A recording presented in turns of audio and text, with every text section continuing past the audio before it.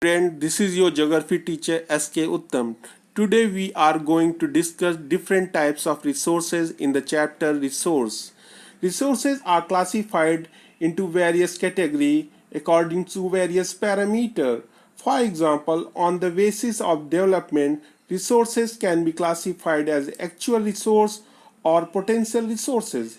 Actual resources are those resources whose quantity is known. These resources are being used at present.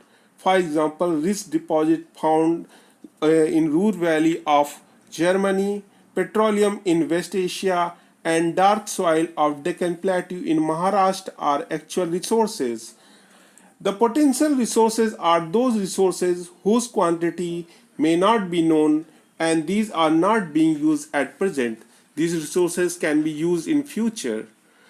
And the level of technology at present is not that advanced. For example, uranium found in Ladakh can be used as a potential resource in the future. Other examples are windmill of Netherlands and wind farms of Nagarcoil in Tamil Nadu and Gujarat. On the basis of availability of resources, they can be found, for example, ubiquitous resources or localized resources. Uh, Certain resources are not non-renewable, other are renewable. For example, those resources which get burnt up and not available, such as a coal, petroleum, these are non-renewable resources. Resources which are found everywhere, they are called ubiquitous resources, or which are found everywhere. For example, air, water, which is found everywhere.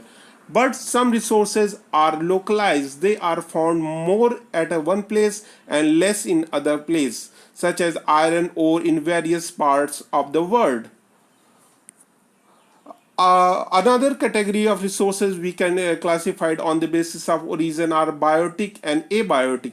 For example, various non-living things like soil, rocks, minerals are abiotic resources, while sugar cane, leather drawn from biotic are called biotic resources. For example, animal lives, a plant are example of biotic resource. Thank you very much.